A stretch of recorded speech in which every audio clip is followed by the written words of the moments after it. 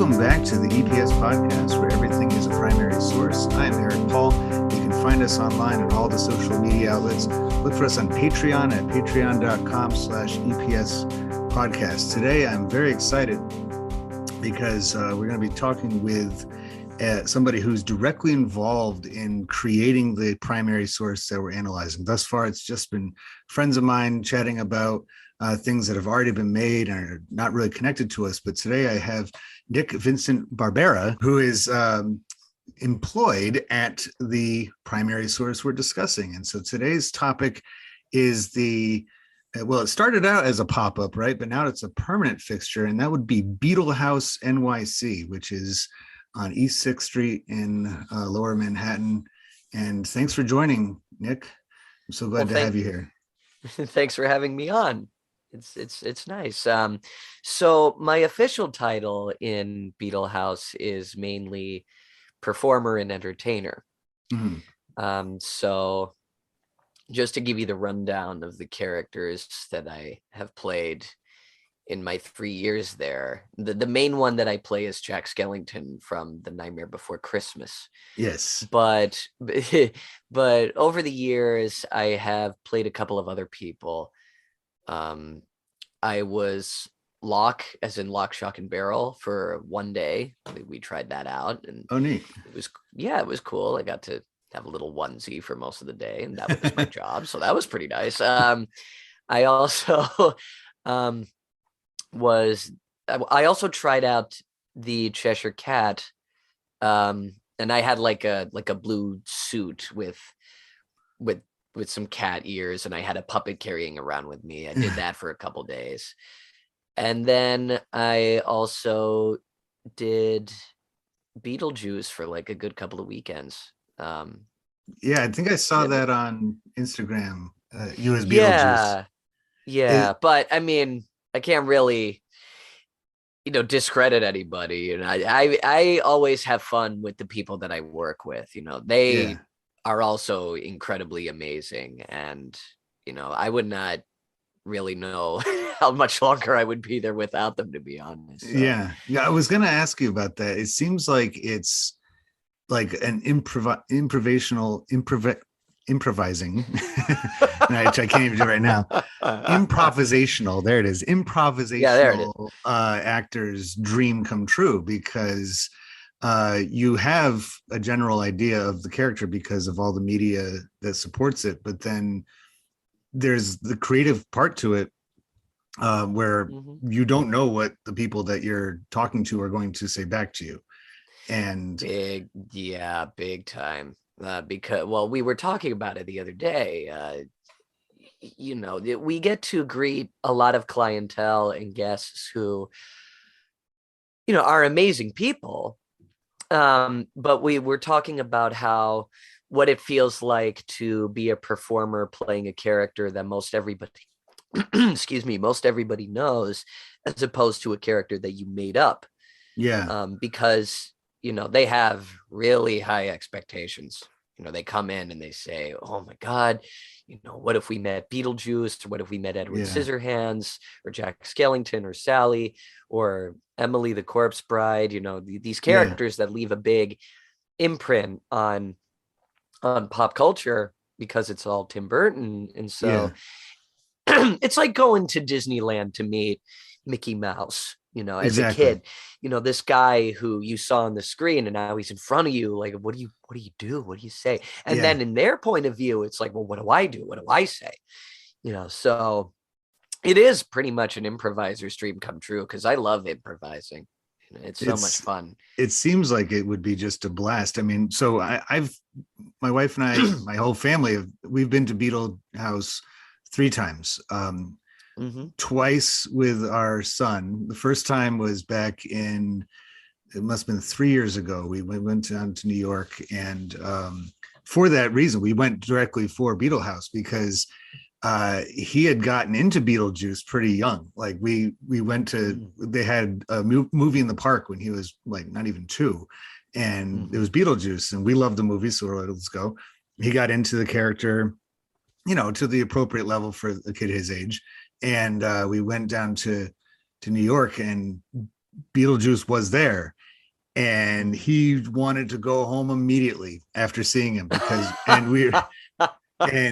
we realized because he had a similar reaction to Santa Claus, and we realized we're like, well, it's because he knows exactly what's going to happen when Beetlejuice is on the movie on his Mhm. screen, but he doesn't know it's the unpredictability of it, and that's because the actor, whoever's portraying Beetlejuice, or and that's why, like, I think the second time that he went, we met Jack Skellington, yourself, Mhm. and that was much more pleasant for him because Jack Skellington is much, Beetlejuice is at 11, Jack Skellington's at like 6, as far as the volume and the Yeah, that's true. energy. And so, I mean, he was just like, and I chatted with Jack Skellington as if it was Jack Skellington. It's part of the fun of being there. And I also have a little bit of background, not with that exact kind of thing, but I did work for several years as a historic role player, and Mm. I portrayed uh, a man that was actually did exist, but not. It wasn't like at Colonial Williamsburg where somebody's playing George Washington, and it's like, well, Mm. that's George Washington. You have that expectation. It was somebody who did exist, but nobody would know anything about him. However, it Mhm. was difficult because it was the same kind of fun that you're talking about, of being able to improvise. That was a lot of fun, but at Mhm. the same time, people would kind of like have an expectation about you that you had to live up to, and it was kind of difficult to do that way. And we also weren't allowed to break character, um Mhm. so we had to be stuck in that particular year all day long. And Yeah. I can see what, if you are playing one of those characters in Beetle House, you're probably thinking to yourself, boy, I would really like to step out of character for like some circumstances, I'm sure, and just kind of be like, hey, listen, like, Yeah. That has happened a few times. The thing is that I'm particularly strict with how I play Jack Skellington, but in recent months, I've learned to let loose a little bit, because I found myself struggling a little bit when it came to interacting with people. And I think I found out that my personal problem was that it was because I was too strict with it. I think I was just focusing on the movie and I wasn't really mhm. thinking outside the box too much like I'm supposed to.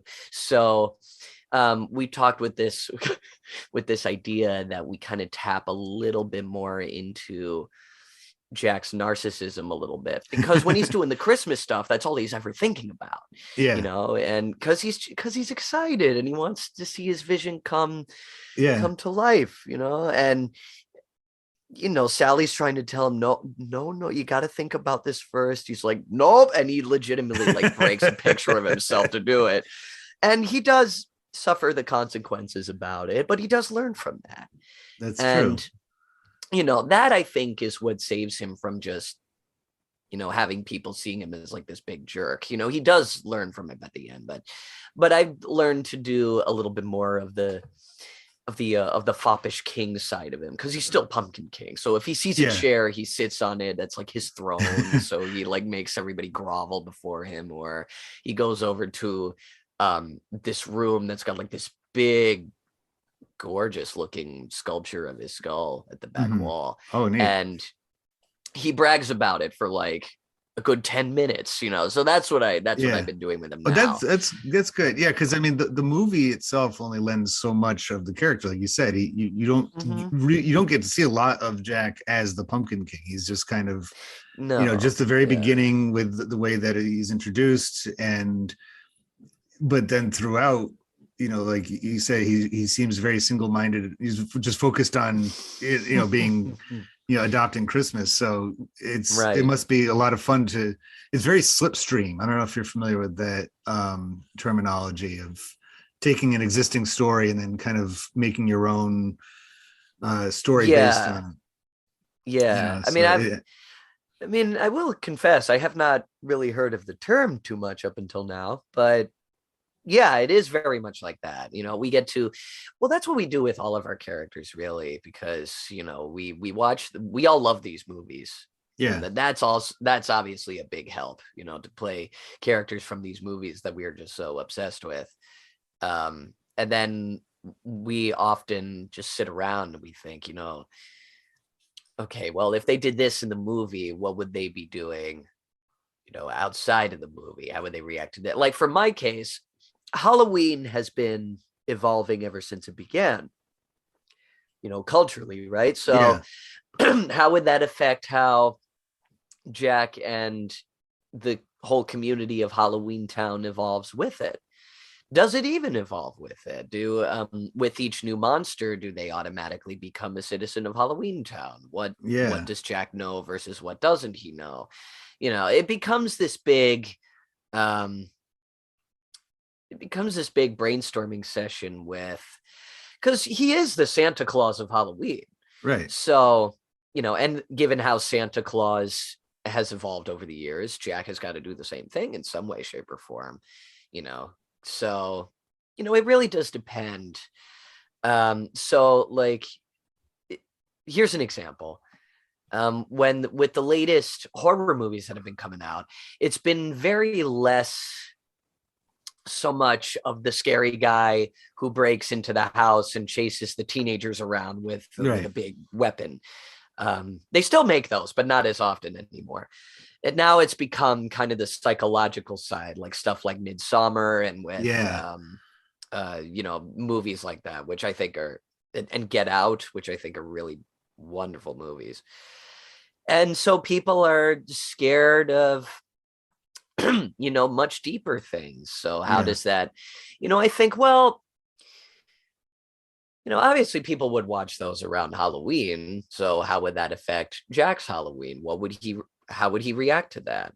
Would he implement those scares into how he treats Halloween? So that's what I tried to implement into Jack with guest conversation, so now, I have Jack talk about that.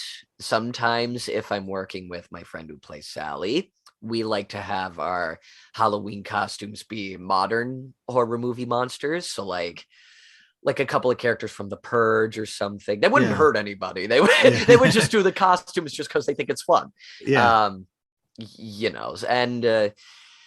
So things like that. So it goes into more of the relatability of the modern audience, as opposed to just being stuck with this time capsule of these are characters from this movie in the early 90s and that's it. Well, and that's exactly, I mean, and that's what I think what makes the place so unique is that, if it was anywhere else in the city, I think if it was anywhere closer to Times Square, you would be locked into just, go out there, do your routine from the movie and come back, back, to the behind the scenes area, that would be it. But because of where you are geographically, and so this launches perfectly into, I think, the breakdown of the actual place itself, because the first question that comes up is what material is it made from, and it's of course heavy in Tim Burton, but I really think it's great that, and what this tells us about the 2010s is that you and your friends who work there all have so much to pull from, that it's not that you're just locked into one particular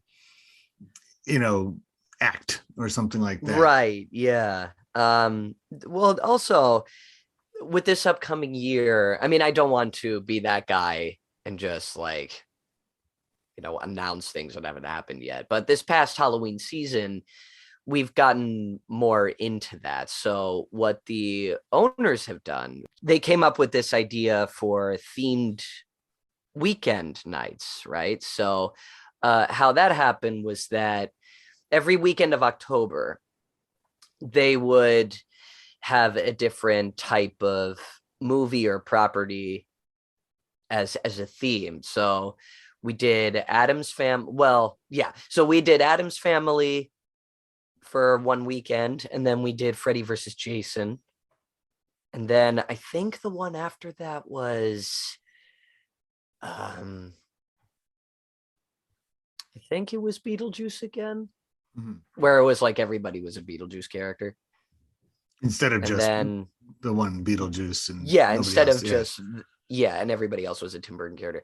And then Halloween was like a big free for all. So we were able to be all of our Burton characters that same night and um, stuff like that. But there have been, I've been in my spare time I've been working on some ideas for other theme nights and like classic horror monsters like Dracula and Frankenstein and the Wolfman and the Invisible Man. So stuff like that.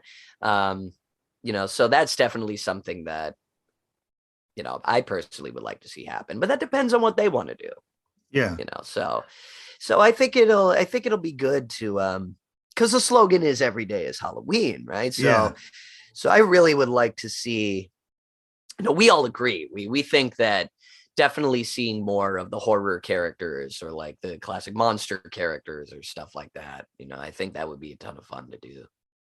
Oh, and that's what's, I think, so perfect about, I mean, it's no surprise that that kind of restaurant came out in the time period that it did in the 2010s, because there's just so much of that to pull from that you're never at a loss. You're never like wondering, oh, what can we do next? Because there is a definite demographic of people that they like Halloween. I have a friend from college who November 1st was his favorite day because he would go to all the stores and get on clearance basically his decorations for the rest of the year. And He would get just and that's all the skeletons and severed hands and goblets of skulls and stuff like that, and that would be like, he wouldn't put it in a box for to come out the next October. It was in his apartment all the time. That's and what that his, and so that's what and this that, place is basically just it's like yeah. going into one of those spirit Halloween stores, but it's open all year round. And that's my birthday too, so it works out. Oh, so of course November you were 1st, drawn yeah. to it. Oh, so Yeah. the next question is who did make it? And so on the website, Zach Neal comes up first, but there's others that are behind Beetle House, correct? Yes. So Zach Neal, Gia Farrell, and Tim O'Grady. They're really the big three that make up um, their own company called New Gold Empire. Yeah. And really that's the extent of my knowledge about that, to be honest. But yeah, so pretty much it was them and a few others that pretty much, like you said at the beginning, it started out as a pop-up where it was like a celebration of excuse me, of Tim Burton and Halloween. And basically it got so popular that it stuck around and it's still there now. Yeah. And it's so interesting to me because I think that because on the website it talks about, of course, Tim Burton, but it also brings up Alfred Hitchcock, Edgar Allan Poe, as being inspiration for the material inside the building and all the decorations. And it's interesting because there are other masters of horror. There's other masters of scary stuff that are out there. But for some reason, to you, what is it about Tim Burton that puts him at a different level than, say, a John Carpenter or a Wes Craven or something like that? Well, I think the beautiful thing about Tim Burton is that he is a guy who was in Hollywood and came out of the woodwork and had a specific look. He really pushed the bar for German expressionism. I mean, we've had that from people like, say, Edward Gorey and the old silent films like The Cabinet of Dr. Caligari. So it really wasn't anything too new. But this was a guy who would implement it for, his own little twisted stories, or he would implement it into movies that he would be signed on to. And it was so distinct and it was so bizarre that nobody was really doing that kind of stuff. But he just, like I said, he comes out of the woodwork and he's just making all these movies like Pee-wee's Big Adventure, Beetlejuice, Edward Scissorhands. They all have this distinct look about them that it's not necessarily too scary, but it's like creepy looking, but also fun. Yeah. And so people are looking at it and they don't know what the heck to make of it, but it's so enchanting. Yeah. So I think because of that, people have realized, oh wow, now we have this guy who really knows how to make a different look of spooky, if that makes sense. And the stories that he makes have a lot of different types of things that truly fit in with that world of Poe and Hitchcock and Bram Stoker. Yeah. Because with I actually have talked about this with my friend who plays Edward Scissorhands in Beetle House before. We like to think of him as Tim Burton's like Frankenstein, like the Frankenstein monster. Yeah. This guy who was made, who's half man, half machine, and he's kind of seen by the community as like this monster near the end, which is incredibly tragic, and Tim Burton has even gone on to say that he's a big fan of those old horror films, Oh, it's and very clear when you watch his. I mean, well, just in Edward Scissorhands alone, when he brought in Vincent Price to yeah, I play was the gonna inventor, say, was he? I think that whenever these things show up, it's always clear who the caretakers are, and Tim Burton is one of those caretakers. Like, he takes all of those inspirations for him very seriously, mhm, and he has that attention to detail, where, like you said, everything that he comes up with has that perfect balance of scary and creepy and disturbing, but also comical. yeah, And and that's what makes Beetlejuice such, it stands out, and it's so perfect that the restaurant itself is, it's not called like Burton's Place, or it's no, specific Beetle House, and mhm, it has that Beetlejuice motif of the black and white stripes, and that's yeah. not that he's the only one that in Burton's world that does black and white stripes, but um and the green. I mean, everything is just, and then he's like the star of the show, really. But because Tim Burton, and that's his like if you're gonna present to somebody any one Tim Burton movie and say this is Tim Burton at his best, I think a lot of people would say Beetlejuice is it, because Absolutely, it has that perfect mix of comedy and horror, and but it yeah, to me, like, just like you mentioned Edward Gorey before, mhm. uh that kind of work. Like, so back last spring, actually, we went to Edward Gorey's house in on Cape Cod. It's a house Oh, museum, and it's a very bright, Cape style house. I mean, it's on the Cape, so it has to be. And mhm. I think all houses on Cape Cod are Cape style. Yeah. And it's a very, cozy little house and very welcoming. And yet it has, I mean, this is the home of a guy who made, kind of disturbing imagery, and but it's like one of those things that just makes it less scary and real. Death and dying and the macabre is that much less affects you in a negative way if you're able to play with it a little bit. Mhm.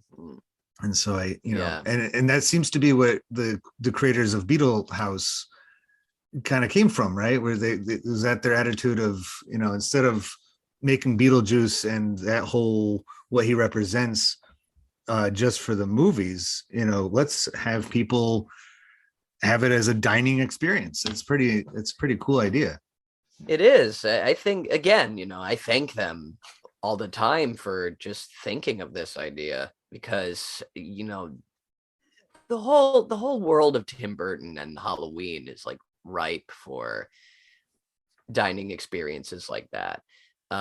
There have been in the past, like there's the Jekyll and Hyde Club and things like that, but Yeah.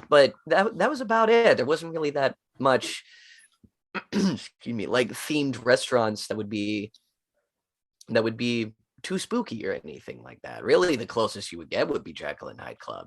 But with Beetle House, where you come in and you have the characters come up to you and talk with you, and just the slogan alone that every day is Halloween, Yeah, I mean, what more could you want? That's like a Halloween fanatic's dream come true, or nightmare come absolutely. true, whatever the case is. Yeah, whatever they want, right? Either Yeah. nightmare or dream. So the next question is, and it goes along with who made it, and we mentioned about New Gold Empire, Mhm. their status in society. I think that these kinds of themed pop-up experiences, which seems to be what New Gold Empire is all about, because Beetle House, there's actually more than one Beetle House, right? There's one in LA. Yes, there is right now. There's two. There's one here in New York, and there's one in LA. And for a little bit, there was one in Washington D.C. But then it just kind of ended up being temporary. Okay. So And so a true yeah, pop-up. And then yeah, there was, and then there was a Harry Potter themed one that the company made. I know that one was a pop-up as well. It yeah, didn't last. It wasn't yeah, intended to be, but it was something to, so Harry Potter, yeah. but Steam these that's it, Steamy Hollows. That's it. Steamy Hollows. That's it. Yeah, Yeah. it was like a wizarding coffee shop. So it was there for like a good, respectively, for like a good couple of years. And by that I mean that it was around for 1 year, and then it closed, and then it opened again a couple of Christmases ago, and then Yeah, if I we have that missed right. it each time we Yeah, I'm went sorry. down to New York. It's all right. Well, because I mean, we live Uh, closer to Boston, and I think there was a Friends Central Perk pop up in Boston that we wanted to check out, but didn't work out. But the status in society, I think, also relates to the next question, which is why did they make it? And mhm, when it comes to these kinds of immersive experiences, I think it fits the the interests of the population perfectly nowadays. That we are mhm. as a I mean, there's an ever growing amount of time and money devoted for fans of having these experiences of, okay, I watched the movie, now I'm going to go be in the movie, or I love the TV Yes. show and I want to show everybody how much I love the TV show. I want to be in the TV show.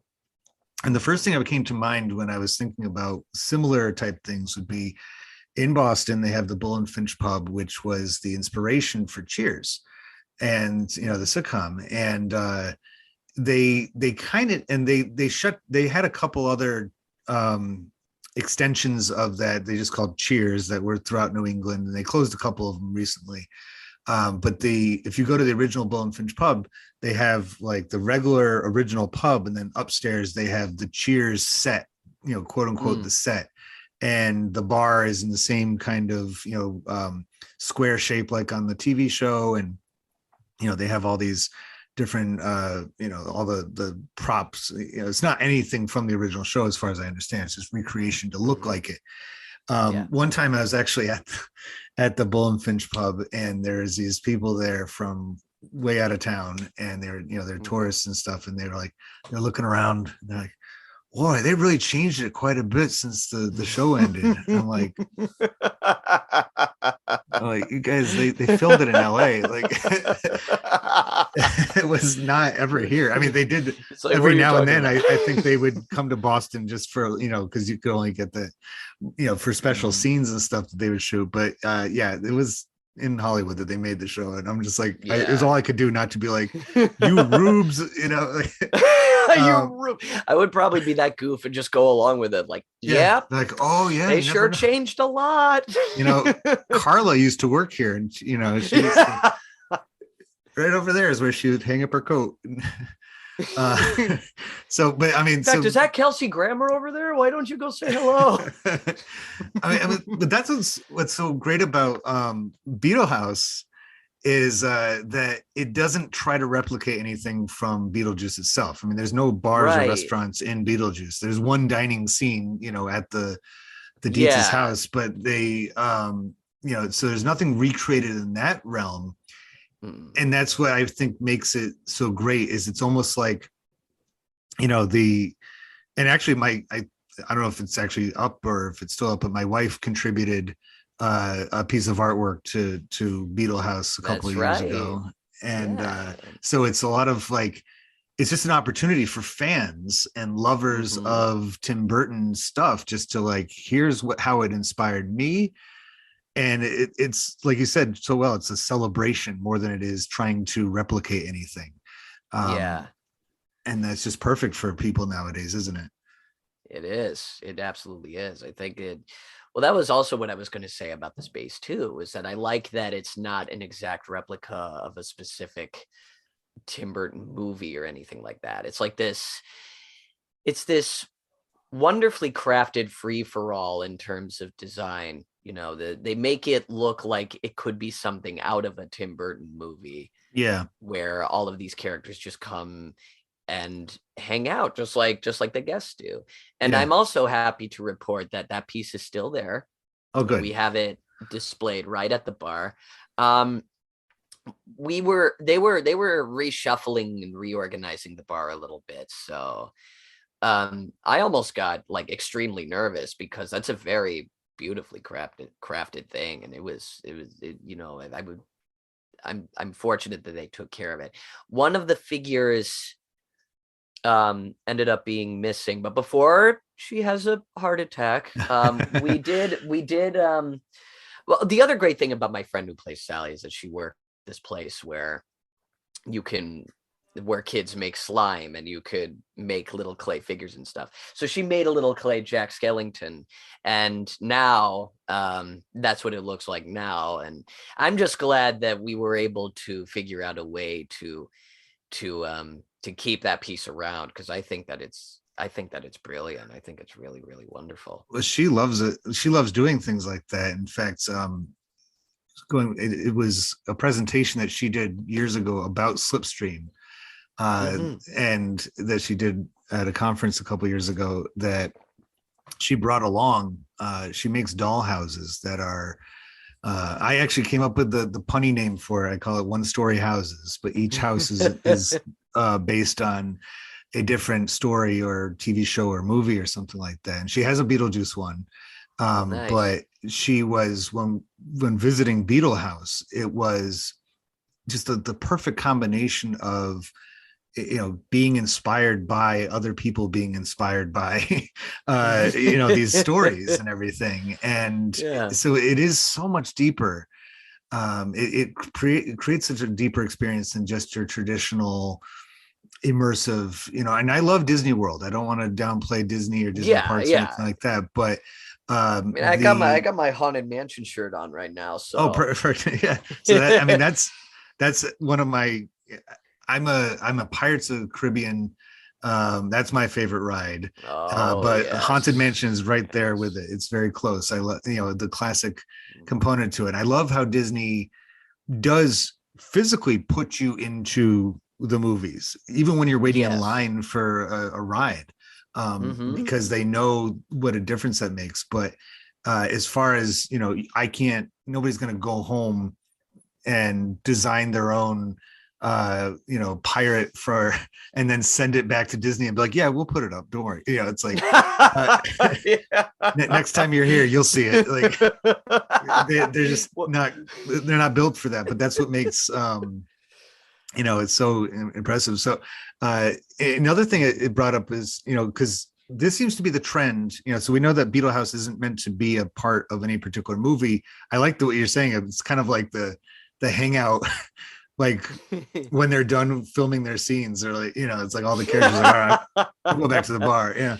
Like I'm going back to the bar. like next time they Yeah. need me, if they but we went up to last summer, 2 summers ago, we went up to East Corinth, Vermont, where they filmed the exterior shots for Beetlejuice.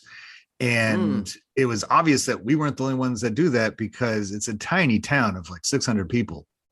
hmm. But throughout the town, they have all these photographs hung up of stills from Beetlejuice, the movie, to show you where, what it looked like when they filmed the movie back in the late 80s.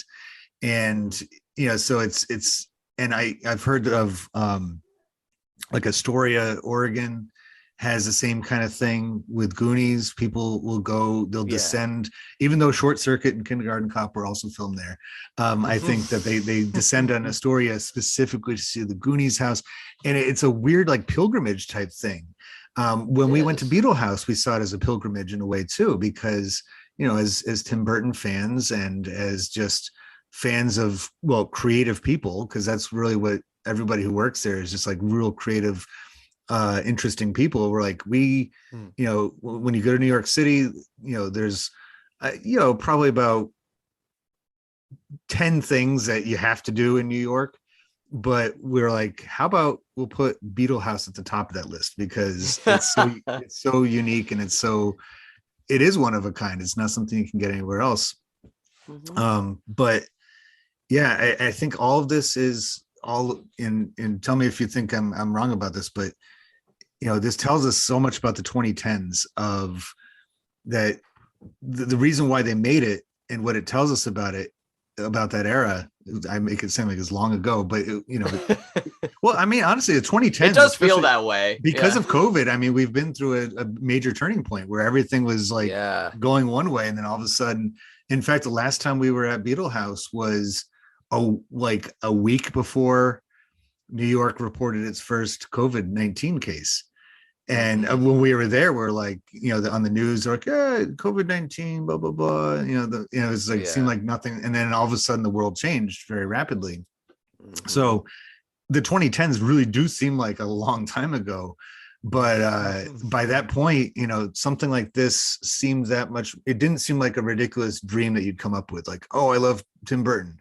How about I make a restaurant out of it? Yeah, no, that Yeah, actually yeah. could happen. And it's like, yeah, using the internet. That's how we found out about it, is social media, using the internet, Mhm. using just smartphones in general, getting the word out there, and having people uh, you know, looking for something to do. And it reminded me a lot of like food trucks about 10 years ago, Yeah. when it became like the thing. Like, they would have these really interesting food trucks that made like, Asian tacos or something like that. And it was more of like a competition to get there, and just to say that you were the first in line, because they were like, we'll be at this cross street at this time, and if you were in the know, if you had it on your phone, if you were on their list of things. So it kind of gave me a sense of that. There's very, very 2010s in that regard, where the smartphone has taken over so much, and has allowed for Mhm. us to not just open a restaurant like that and be like, well, I hope people are walking by and say, hey, look, Beetlejuice, I like that movie, let me come in. And no, they're going to be coming there. I mean, do you guys ever have to turn people away? Is it ever that busy? Ooh, I mean, I don't really know the exact answer to that question. I mean, I have seen I've witnessed a few people being turned away, especially around Halloween weekend, because obviously that is like Yeah. one of the busiest times of the year where people come, if not the busiest, because of Halloween and everything. Um, for the most part, it's not because they've done anything that would affect the business negatively, although that has happened. But it's also because the place would just get too crowded. That's, Luckily, for the most part, they would be patient enough to wait because they're really dedicated to it. We yeah, have this outdoor porch area that they can sit up, they can sit out and wait. And that's all decked out too. That's all themed. So it's not like they're left out of the experience, which I think is very sweet. good. Yeah, no, Because that clearly is, they need it. yeah. That's, I think, I mean, it's so funny talking about the modern era as if it's already happened, or as it's like but I think that people are very much, because something like this speaks to them in such a deep way, that they're willing to be like, yeah, I'll wait outside. And it's similar to Mhm. waiting in line at a Disney ride, because you're going to get Mhm. some experience, kind of, it's not like it's just New York City street, and then as Yeah. soon as you walk through the threshold, then it like exudes that, atmosphere. It's not something. Mhm. So let me just move on to the next question here, because I think this Sure. all flows one. So where was it made? Is Mhm. is the creators, are they all from New York? Is that their home base, or Well, the thing is that what's funny is that I'm not entirely too sure about that. I do know that they do have homes in quite a few different places. Like I know Zach, I think it's somewhere upstate, and has her own apartment somewhere in the city and stuff like that. And Tim, I think, is in Vermont. I could be butchering that.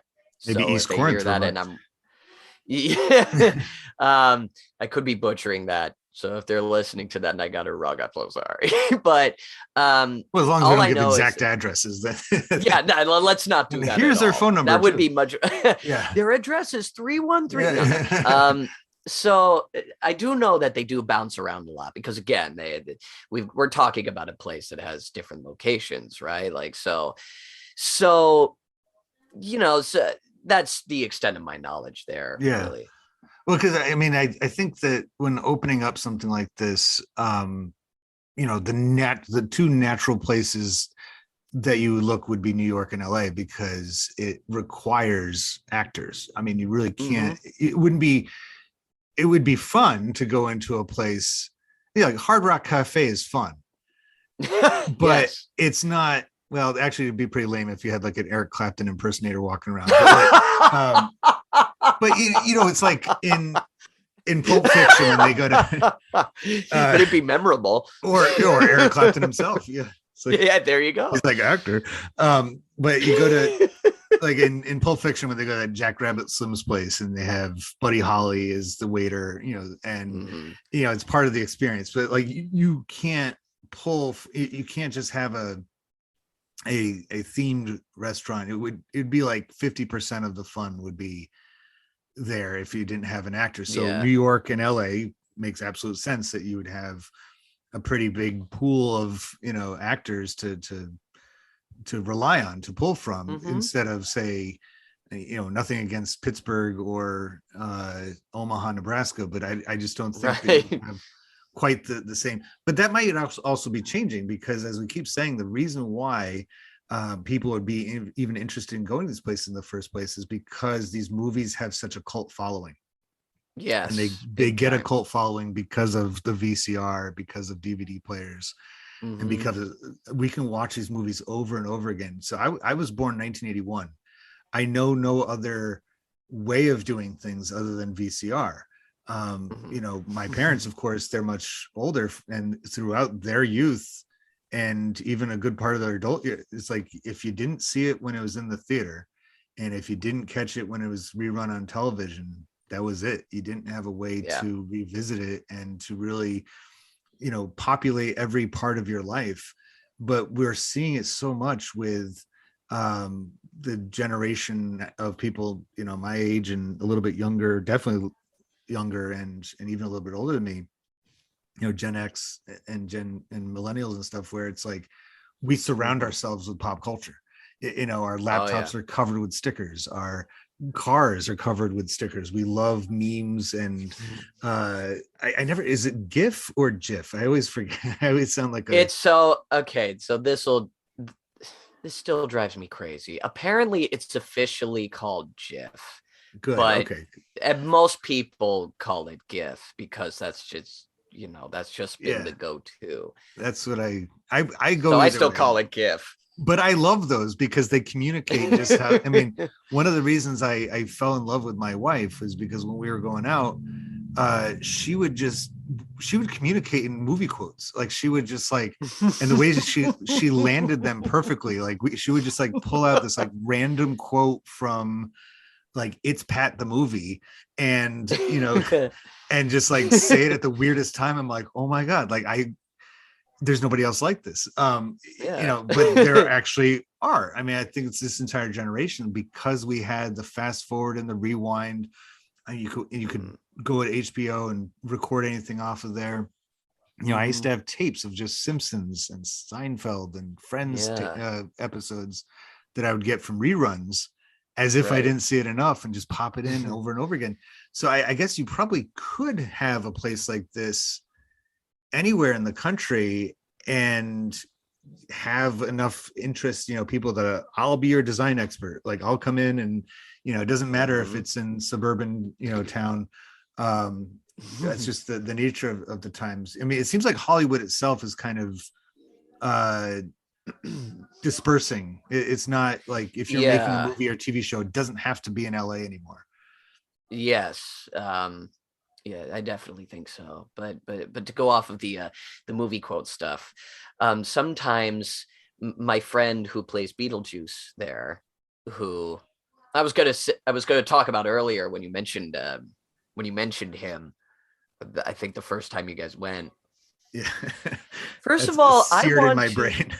yes. First of all, I want to say that I love him dearly because his energy level is exactly what you said. It's like I've always said it's like a force of nature. He comes in and he's just like Beetlejuice. He's just like him. He comes Yeah. in and he can't get a word in edgewise because he's like, "Come on out. I gotta.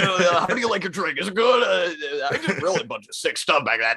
It's like, hey, Jack, come over here. You want to talk about the time when we went to Vegas and we had the Kager? Like all that kind of stuff.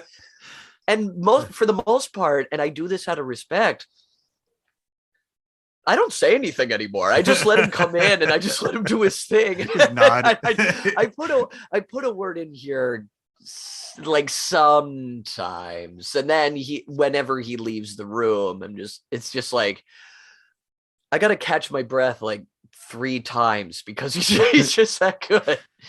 But anyway, so yeah, so the thing is that the both of us have a big shared love of stuff from the 80s, which is unfair of me to say because I was born in 94. But I still am a sucker for that stuff. And one of our favorite movies is Hook. Oh yes. So to a point where we both have that movie memorized like that, right? So there was a day where, we said hi and, there was a big silence as we were getting ready for stuff like that. Nothing happened. We were just quiet. And so I was just like, he started off with I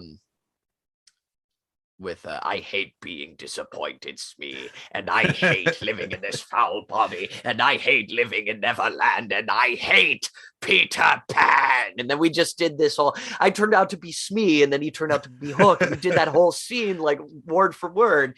And it proved to be a great warm-up that day for us acting up there, and it felt good. It feels good to work with people who work off of movie quotes as their bread and butter. Well, I mean, it might come off to some people as kind of lowbrow or low culture or something like that, but I don't think it is. I mean, we didn't choose to have that media made while we were growing up, and so we have no choice but to, if I grew up in the 17th century, I would be, I would be reacting off of the artwork that I saw around me and the music that I heard. And so we have no choice but to have that part of our lives, and it's been around us so much, so that makes sense that it would be that way. I agree. I mean, here another example to go off of the whole Halloween stuff, the old Universal monster movies, like the Invisible Man, Dracula, the Wolfman, Frankenstein, all that stuff like that. People still, I mean, they're old. They are what feels like centuries old, but the thing is that whenever somebody mentions the name Dracula, we always think about Bela Lugosi with his accent. I bid you welcome here to my castle, and he's got the cape and the fangs and stuff like that. Or with Frankenstein, or Frankenstein's monster rather, he's the big guy that's got like the big frame and the green color. That's integrated into our subconscious because that's automatically what we think of. But then we throw into the mix, so Herman Munster was directly from that.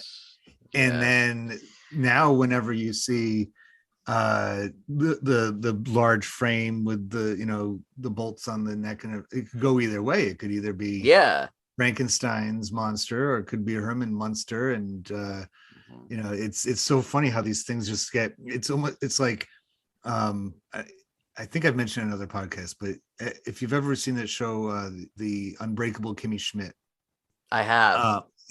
I love I mean, first of all, the character of Titus is the best part, but like, Oh my God, I love him so much. when he's looking for, I think, like a tape container or Yeah. something like that, and he goes digging in the landfill because he goes to all the stores. They're like, no, we don't have those. We haven't had them in, and he ends up in the landfill, and he can tell like what era he's dug down to. He's like, he finds like a Yeah. Mark McGrath on the cover of People, Us magazine. He's like, oh, 2001. And then he keeps digging and he finds a Furby, and he's like, oh, I'm in the 90s. He just keeps going. But that's what we have. I mean, our entire Mhm. anyone born after, I guess, 1981. I think there's a reason why Gen X cuts off in 1981, is because that was the next generation, and that was going to be the people that would cross over. Our youth would go over the top of the millennium. And as it's been going on, we just have so like this ever growing pile of stuff to sort through and to make things with. And so I mean, it goes without saying that we would communicate with each other that way, that you would just use lines from Hook. And you're not the only one, just so you know, we talk in our house all the time like that. And that particular interaction too is whenever I'm unhappy about something, I'll talk about all the things I hate. But I always think about this. Next time you watch that Simpsons episode with Lisa's substitute teacher, which was Dustin Hoffman, they had to re-record the last like the last line he did from the show when he's saying goodbye to Lisa, and he's right. They had to re-record that, so they met him on set filming Hook. So he was dressed fully as Captain Hook saying those lines. And so every time I watch that, I always just like picture in my head, Captain Hook sitting there and be like, Lisa, oh my God, you are Lisa Simpson, that is amazing. But so I think we've answered this next question already quite a bit, including just now, but I might as well just ask it anyway. So Sure.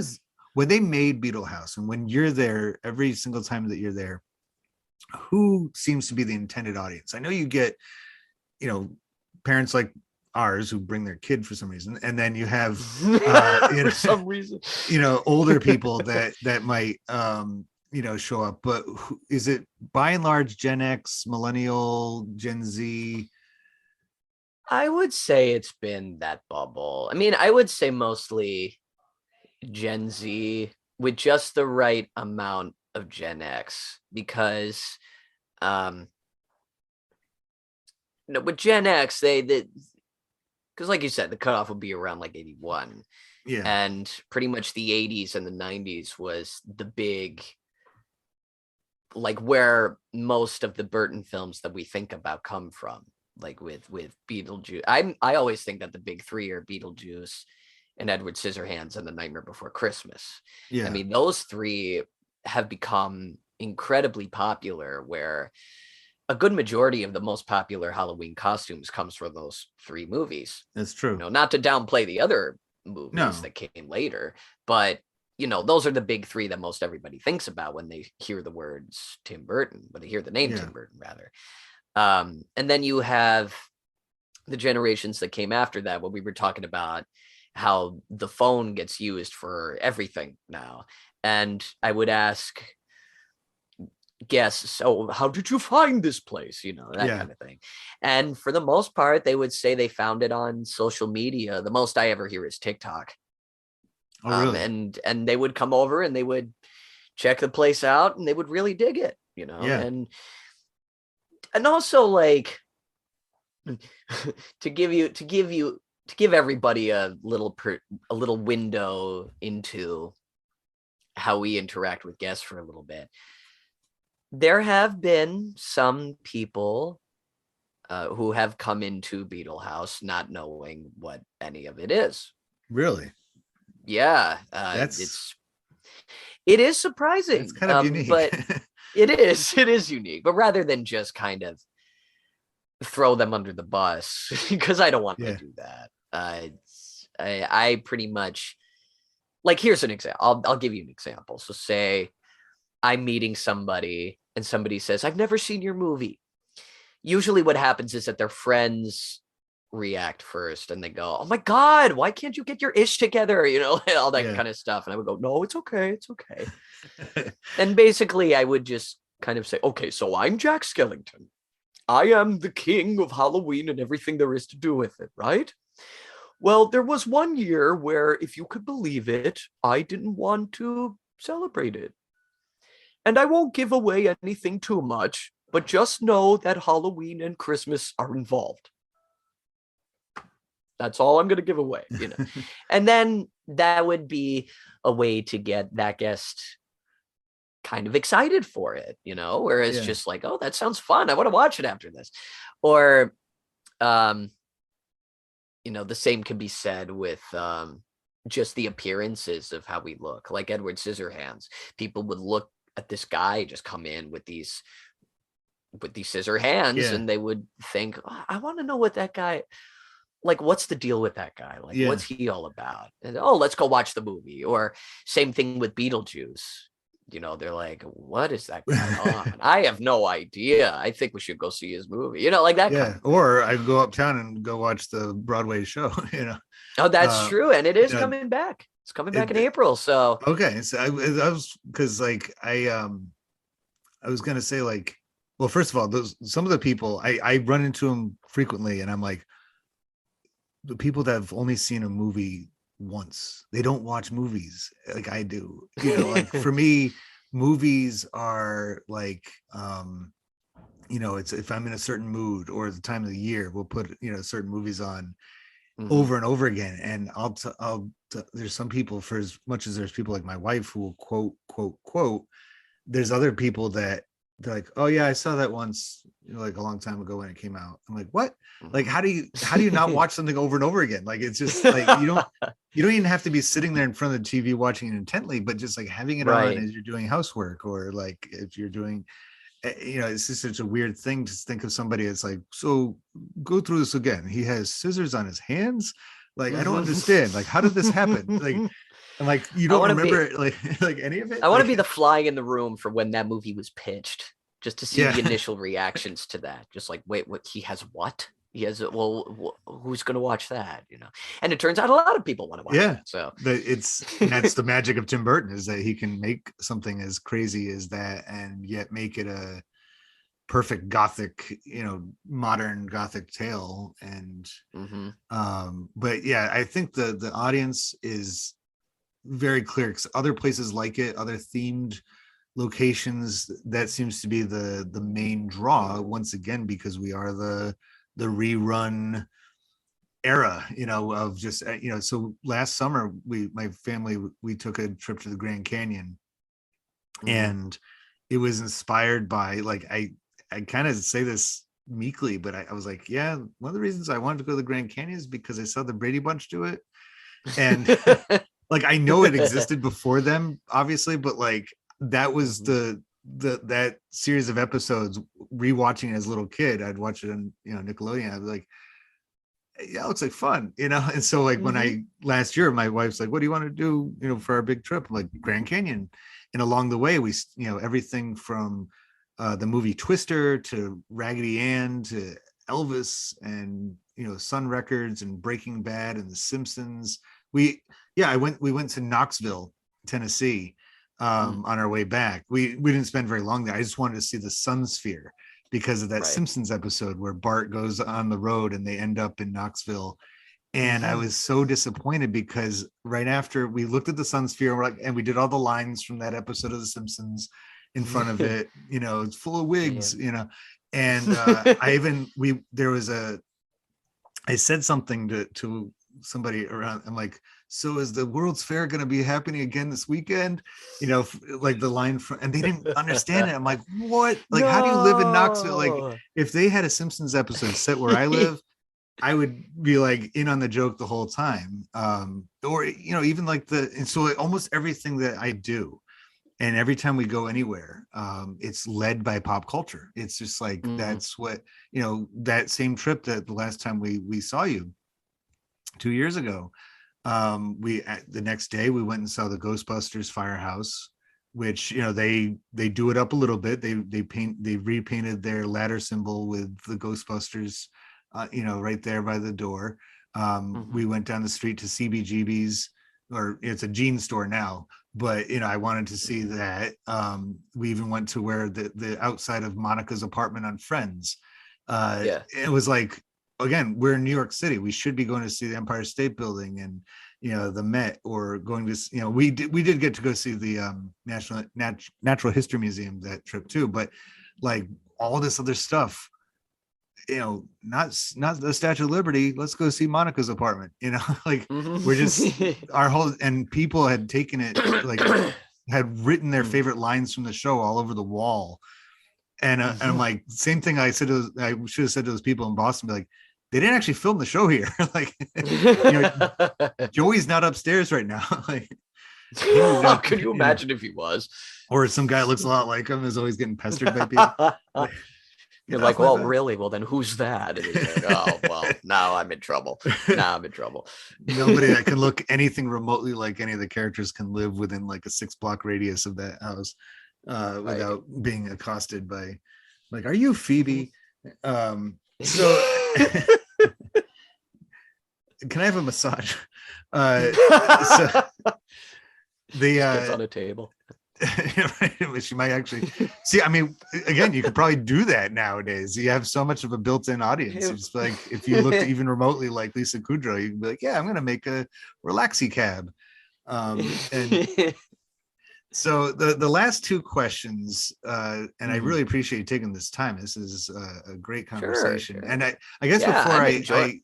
I ask you anything else, is I have two questions that only somebody that works at Beetle House can answer. Is one, have you ever had somebody from any of the movies or Tim Burton himself ever stop by?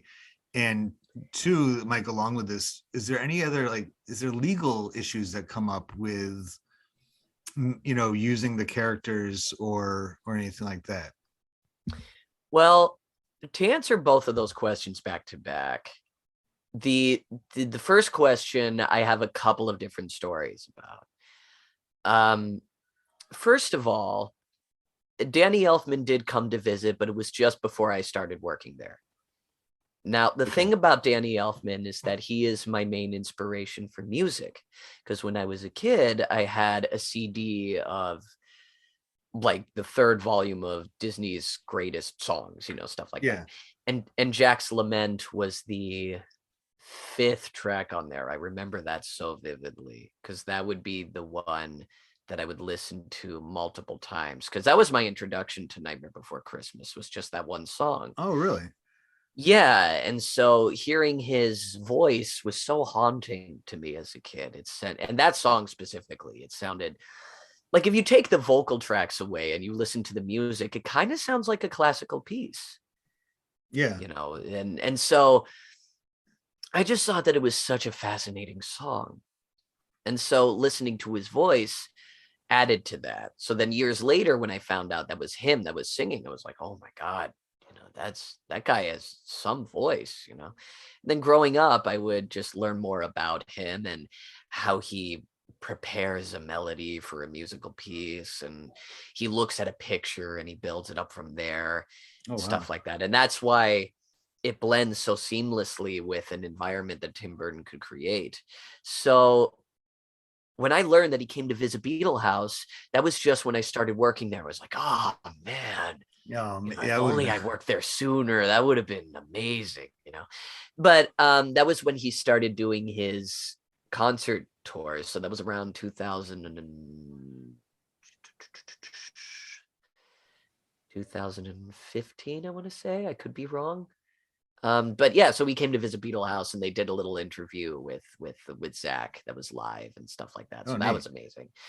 And my second story is that this doesn't have anything to do with um any stars in Tim Burton films per se, or Tim Burton himself.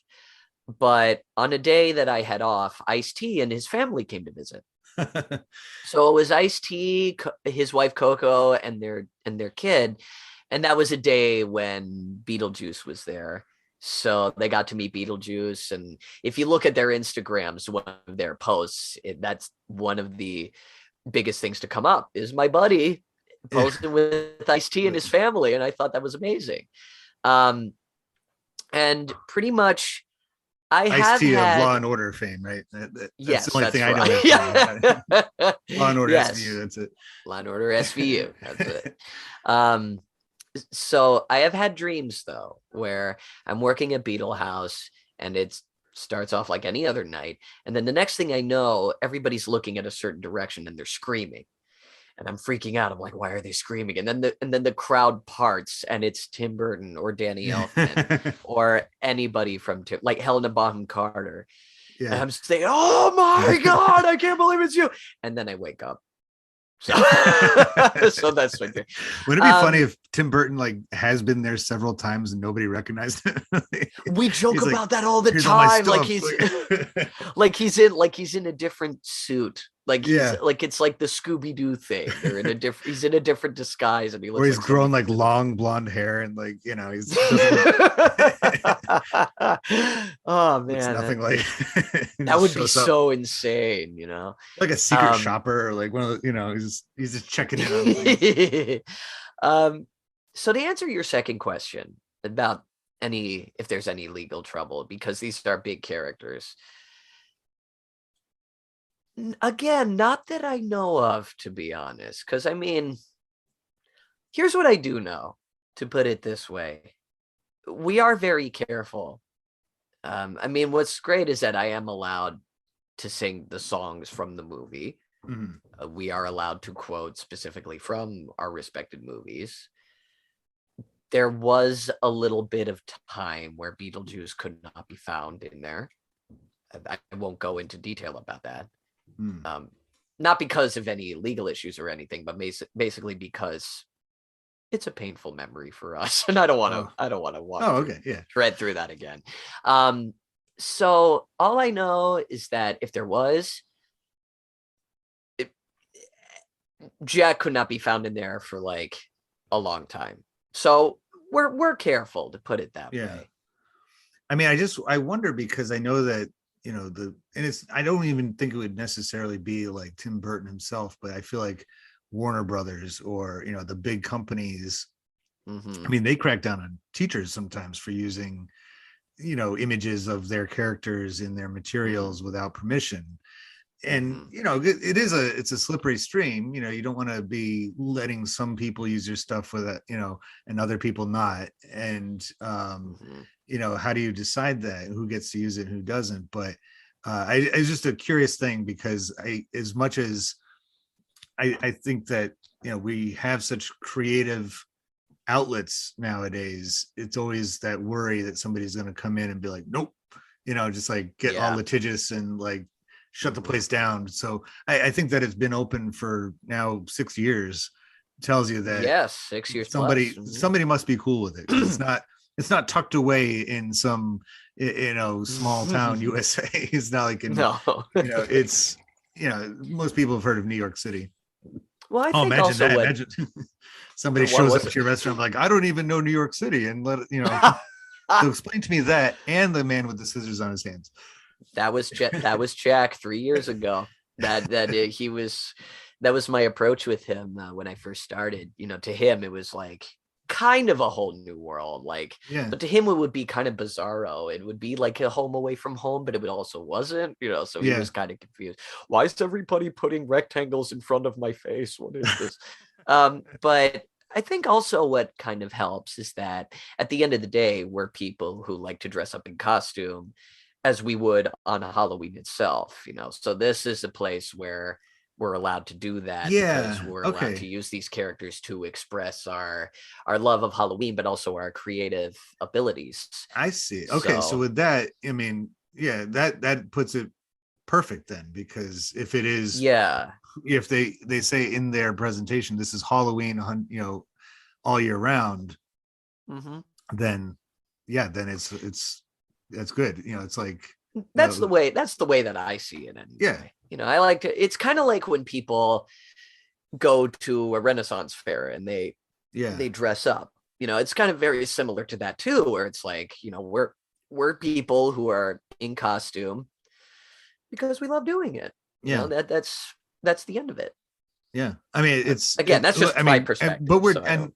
and we're talking, and so I think, well, this goes directly into the last two questions: is what ideas or Mhm. behavior does it convey? And one of them is, Halloween ain't just for October. Mhm. And it's a unique holiday in that way, because I mean, there are certain Halloween towns. Salem, Massachusetts is one of them. We went to Sleepy Hollow this past October. That's another one. Yeah. But it is something that, anywhere in the country, anywhere in the world, really could be converted into being creepy. um but it's like, is it, yeah, actually, now that you mentioned it, I just had a dream the other night, which maybe was a foreshadowing of this podcast, because I had a dream that it was like this time of year. So we're recording this actually on Mm, President's Day in February, if you're yeah. listening to us. And I had a dream the other night that it was like February, and I went outside, and all of our Halloween decorations were up. Oh. And it was like snow on the ground, but I had the big pumpkins and everything all around the yard. And I was like, and we were just like, is it a little bit early or a little bit late? I don't know, but it's, Halloween, it's, they always have like Christmas in July, but that's always kind of lame. They do, Hmm. there are those like Christmas stores that have the Christmas ornaments, that you can buy any time of the year.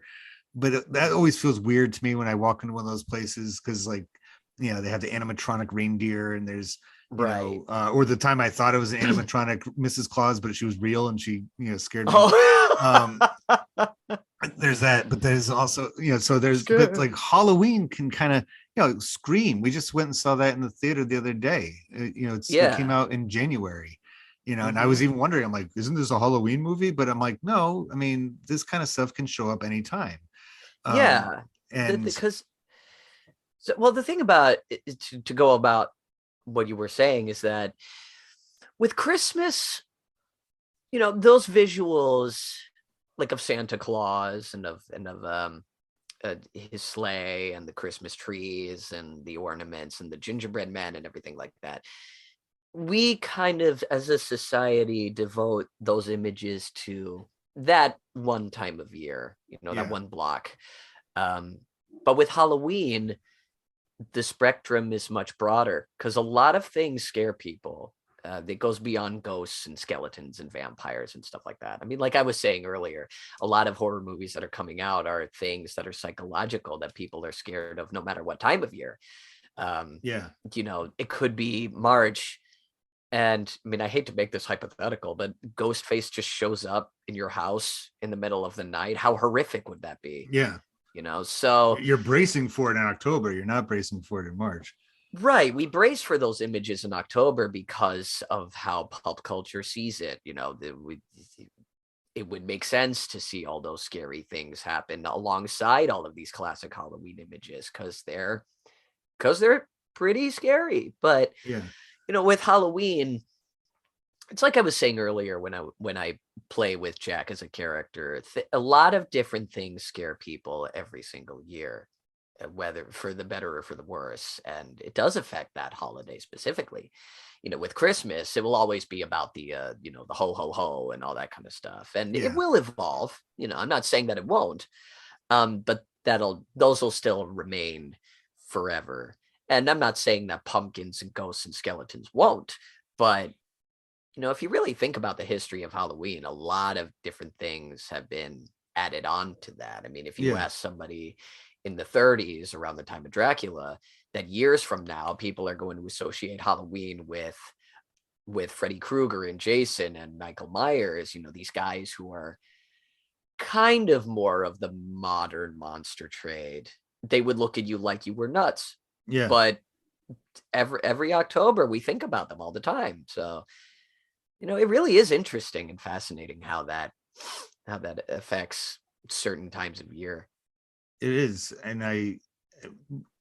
but it's like I was saying before, my friend who, he used to decorate. I don't know if he still does. He might actually Mhm. decorates with the spooky stuff. And even in our household, we have, parts of our house that are, you know, Now I recognize my house isn't like a normal one. It has some corners of it that most households don't, and we have far more animals than most people do in their houses and of different varieties and Mhm. things. But it's by and large, we have um, that's the one holiday that doesn't really get shuffled out. Like we do it up in October. Like there's more pumpkins and vampires and stuff like that in October. But I mean, actually, just and I that's why I love Jack Skellington so much, is because he is perfectly acceptable to have up for at least 3 months out of the year. In fact, Mhm. when I so he was we have a Jack Skellington that goes up in our and I put him up in our like fake cemetery at the beginning of October, Mhm. lording over it. And then when I started putting away the Halloween stuff and getting the Christmas stuff out, I'm like, wait a minute, he doesn't have to be put away. And so I put him sitting next to like and he's still there. He looks very sad right now because the snow has gotten to him. But like, Oh. because I haven't pulled in all of the Christmas stuff in yet, but he's like sitting next to a snowman and just like his arms like, he's looking pretty sad. But I'm like, he could actually fit, if I, and Mhm. maybe next month I'll put a little leprechaun hat on him or something and, Yeah, yeah. have him around all year. I used to like, I think my first year working at Beetle House, I would pay attention to the different times of year and what shifts I would be getting. So I would find different little accessories for Jack to wear. So around, like you said, around St. Patrick's Day, I would put a tiny little leprechaun hat on, or I would, or for Valentine's Day, this might sound kind of gruesome, but I did this gag where I would say, "Oh, Sally gave me her heart, and it's still here in my pocket. Let me show you." And I would pull up this little plastic, gruesome looking heart in my hand, and I would make it look like it's still beating and stuff like that. Or for Easter, I would just get a couple of bunny ears and just pretend I was the Easter bunny and then just hop Yeah. around Well, I and mean, that's what's scare fun the about that bejesus out of movie. some people. That movie is so much fun. I love that idea at the very beginning when you see all the different holidays kind of Mm-hmm. coexisting and there's like a nexus of them and you can go from one to the next. And I love that Yeah. idea. And it actually very similar to what you were describing before of picturing Beetle House itself as being like the waiting room for all these Hmm. characters when they are about to go. Somebody's putting the DVD of Beetlejuice on. I gotta go.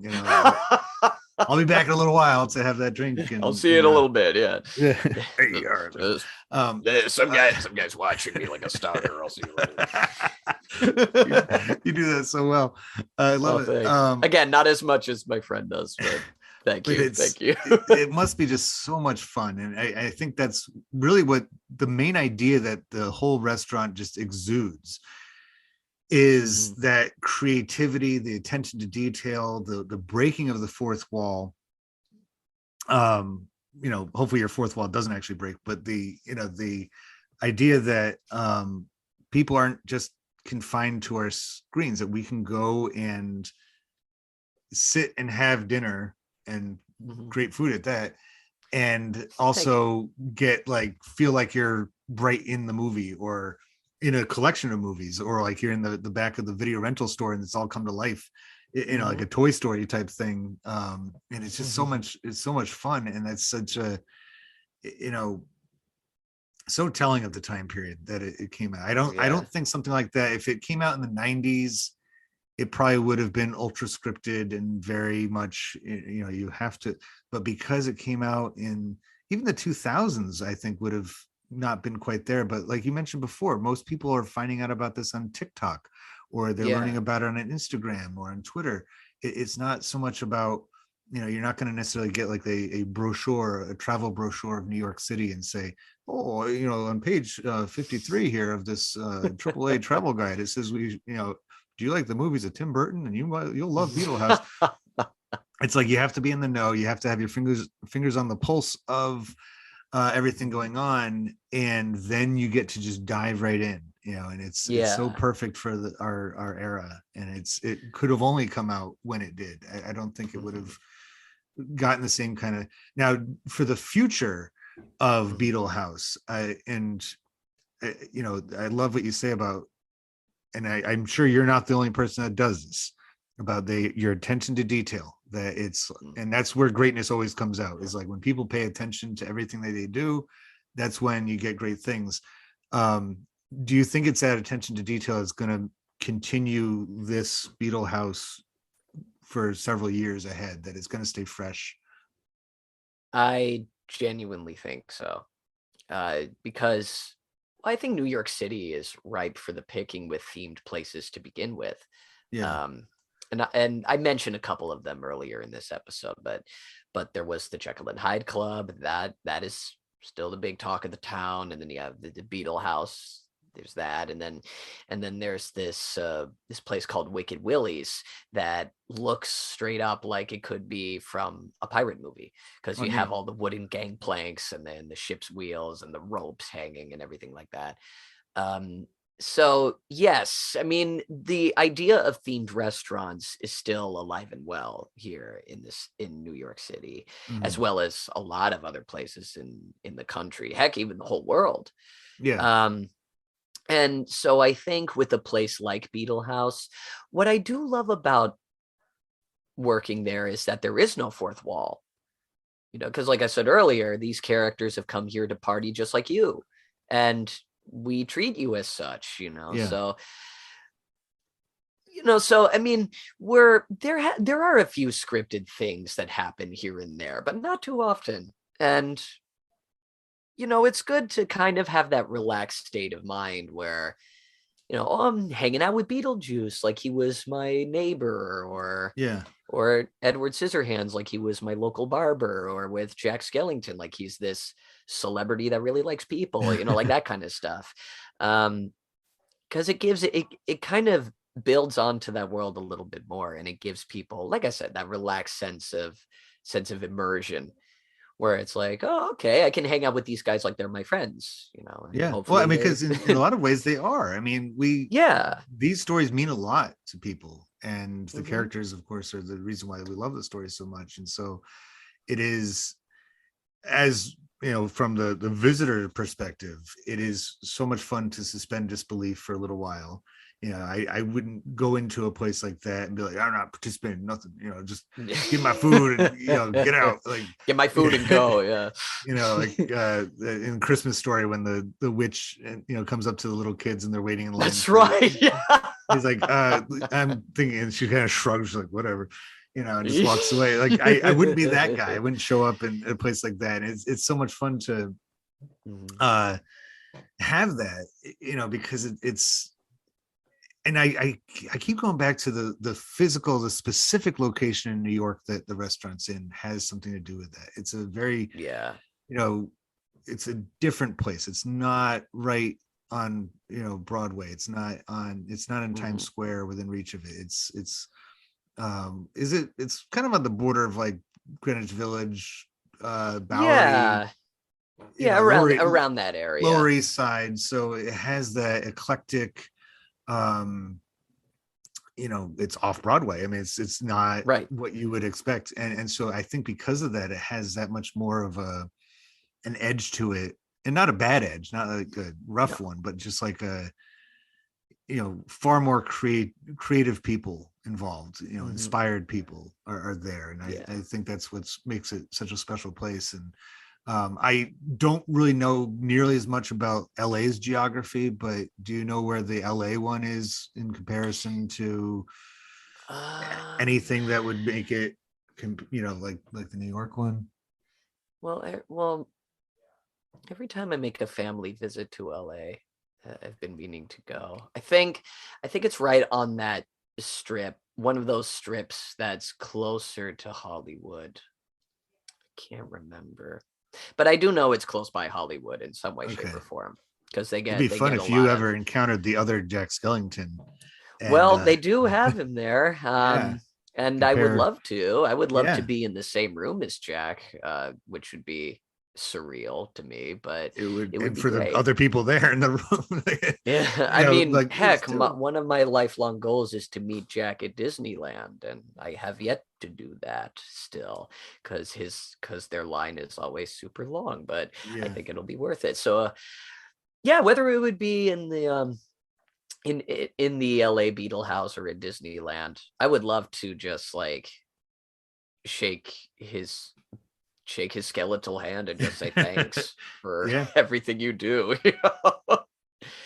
It would be it, great. it it's so and the last question that I we've answered a lot of these even just by talking about it in general, but the last one Mhm, is it prescriptive or descriptive?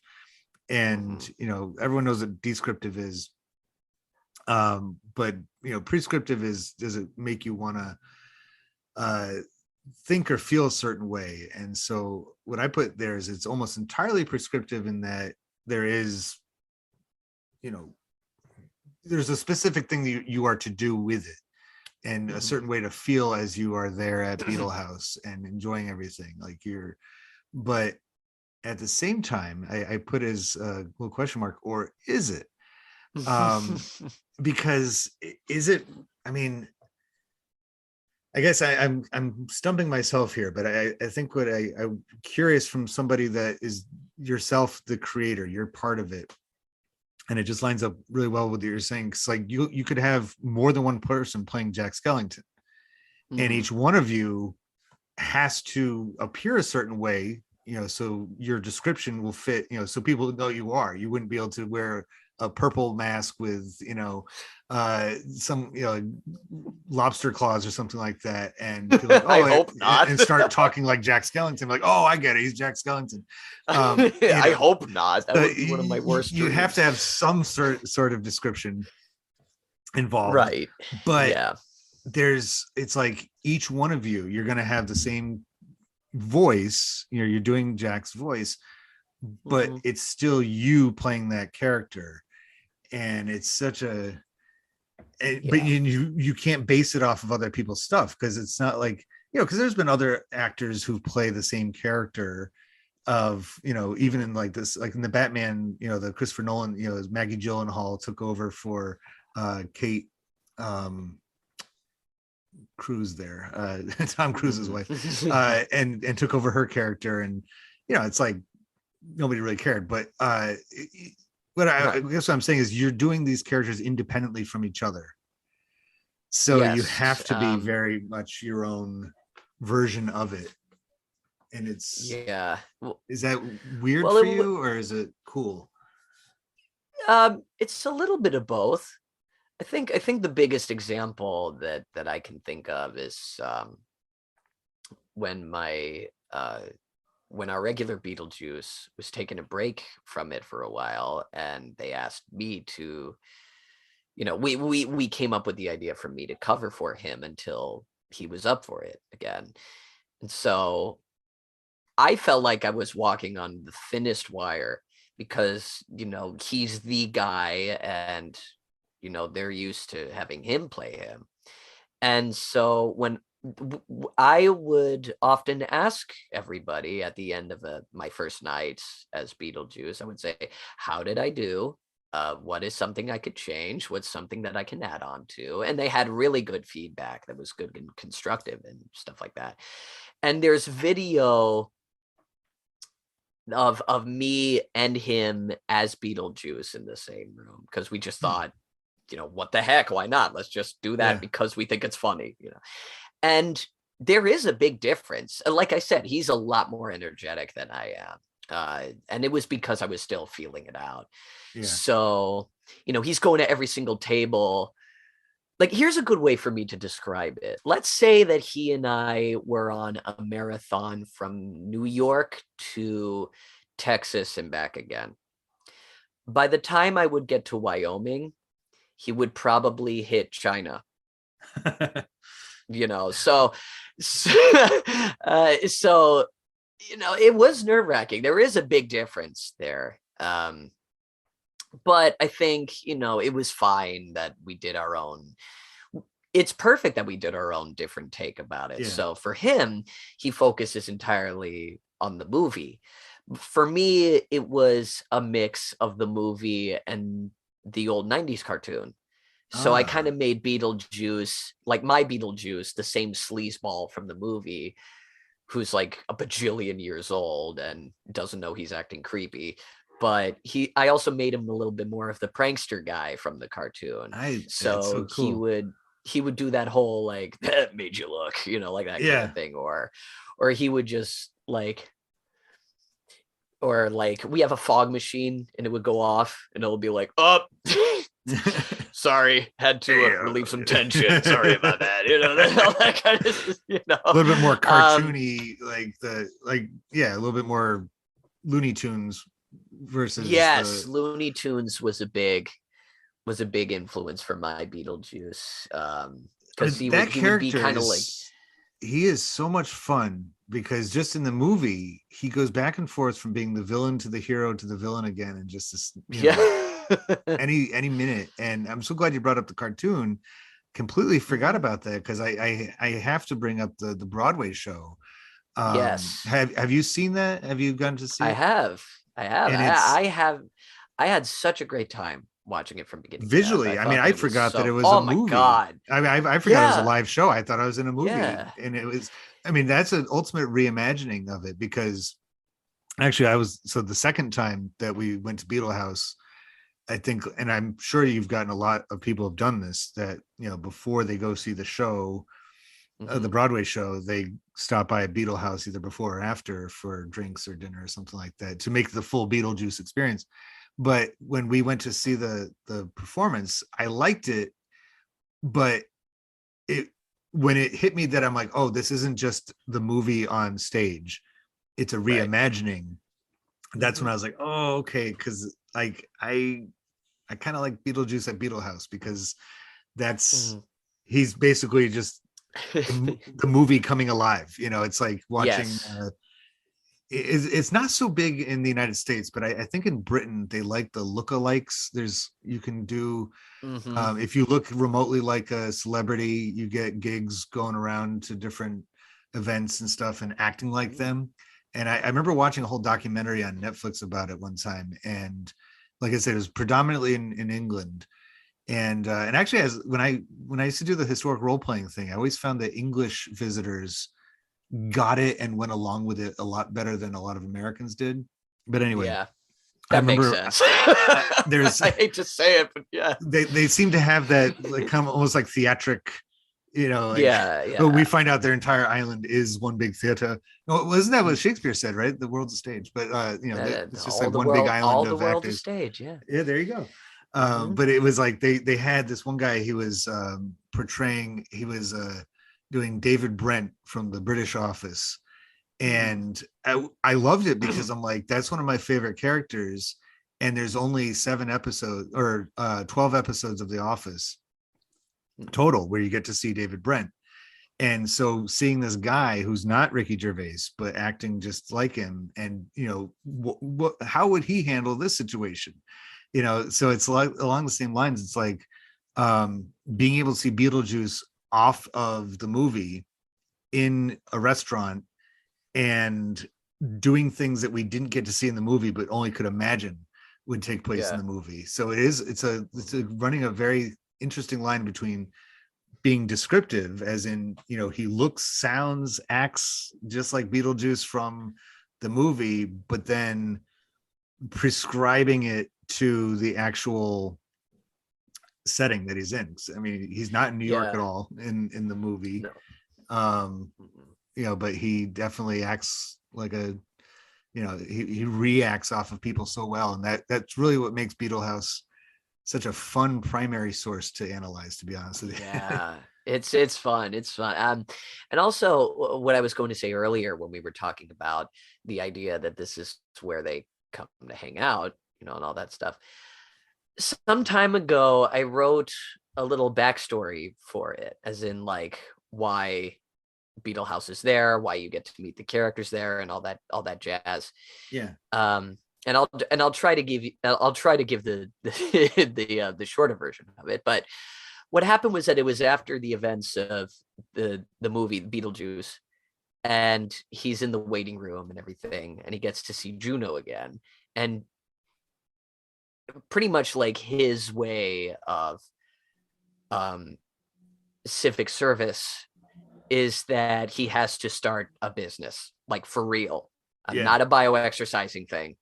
He has to do something that will actually do good for humanity. He's like, oh man, damn it, So he starts off with like a food truck or a food hearse, right? And then that actually does become popular. And then somewhere in the underworld, Beetle House was made because, he had to have his name on it because he's that big egomaniac guy. And so as time went by, a lot of special clientele went over to come and visit. Dracula, the Invisible Man, Freddy Krueger, Jason, and like all these infamous souls of the underworld. They see this place and they're like, oh, let's check it out, So it kind of became the Brown Derby of the underworld for a while. So you have all these undead celebrities just come in and hang out with Beetlejuice and everything. And it isn't until years later where Lydia Dietz is invited to go see it by the ghosts of the Maitlands. So she goes to see it. She's the only living person that ever sees Beetle House because they say that she's an exception. And she thinks, this would be a really great place to put, up there, somewhere, because there's a lot of people who would like this kind of thing. Beetlejuice at first is like, I don't really know that. And then there's the idea of tourism. So he's like, oh, you know what? Okay. So pretty much what happens is that that's where that place on 6th Street comes from, because it's like it started out very, very small. Yeah. I mean, we've moved since, but it's that very small alcove. They're making this thing. Nobody knows what's going on in there. But then Beetle House opens for people alive or otherwise who could come and celebrate Halloween every day. And pretty much that was my backstory for it, that they built it on this. Thanks. That's brilliant. No, it's pretty much like my thing. We all have our different stories, but that one is mine. Because I was thinking about how all of us as characters, we kind of go go up the stairs on the sidewalk. I'm thinking, oh, what if it was built on like this small cemetery, and that's why we go upstairs and go downstairs? Like, what? How about that? And that's really how I started writing that one. But we have a lot of different ones. Like for Beetlejuice, they built it on his cemetery, and so so he's kind of like, it's like, I actually don't live here. I live downstairs, So that's his. And there's been a couple of other stories we've tossed around. So I love that there's no official one, and but that it could mean anything. So I love that style of brainstorming, and that just like it's so. I mean, there's been creative people throughout all of history. Obviously, it's not like it'd be pretty conceited of us to be like, no, this generation is the only creative one. But that kind of like. And that what you're describing is exactly what Slipstream is all about. It, fan fiction fits into the category of Slipstream, or origin stories. I love that idea of taking something that exists and could be just be like, yeah, no, this is a business opportunity. It's plain and simple, but be like, no, it's part of a bigger story. You don't understand. This is like a long, there's always something behind it, and it's not just as simple as, and because for people that might be listening to this who've never been to Beetle House and don't expect to go maybe right away, but every corner of it is covered with some kind of Tim Burton Halloween symbols, artwork. I mean, it's not like just scattered throughout, it's every inch is just exuding that, and it's really a special place. I can't thank you enough for spending this time talking about it.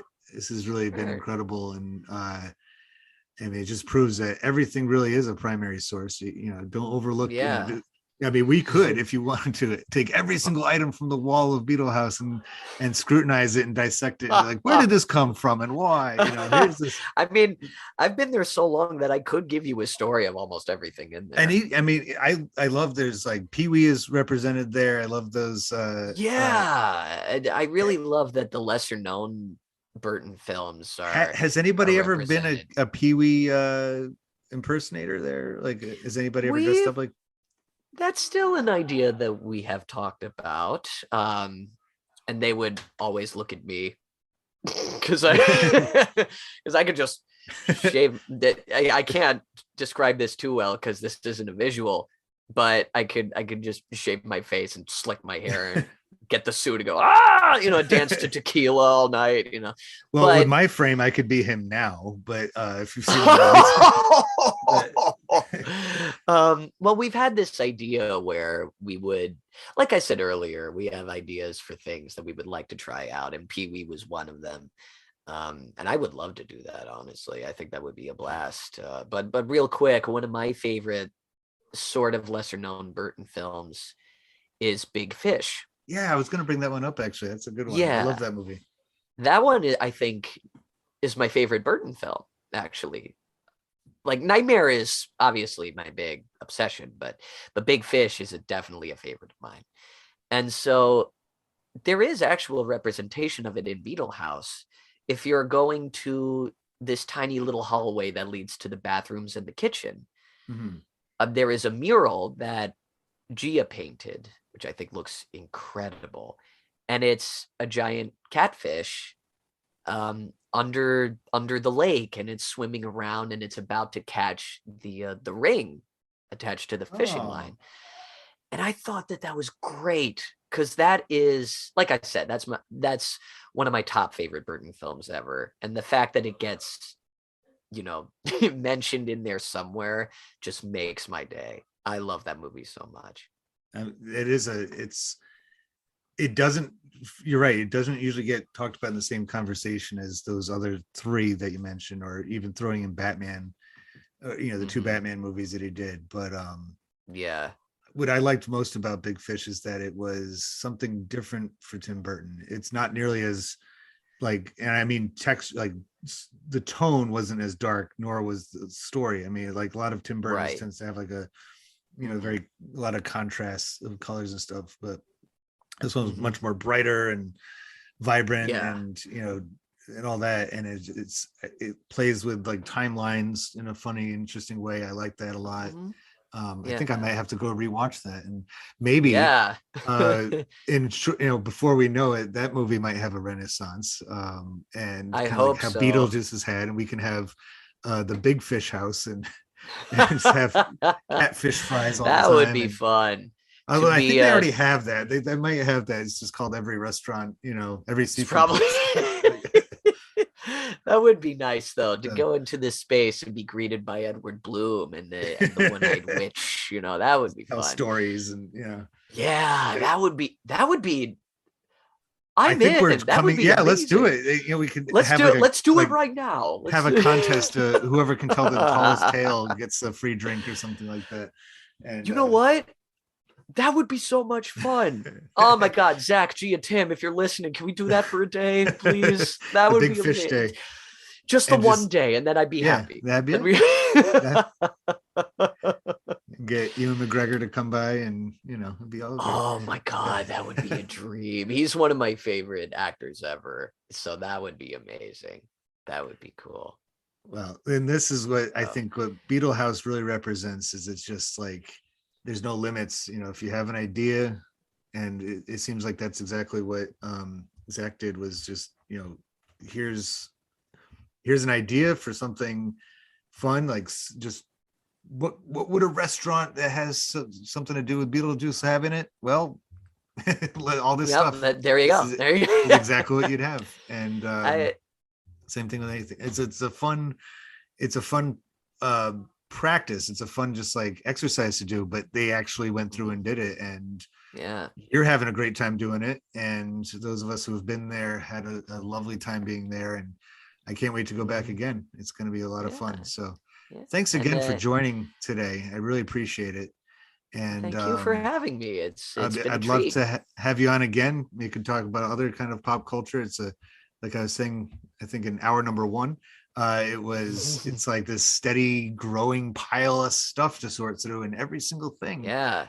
tells us something about the time period in which it was made. So thanks for taking Hmm. the time to talk about all those years ago, the 2010s, back in 2016, Sure. Beetle You House just, came out.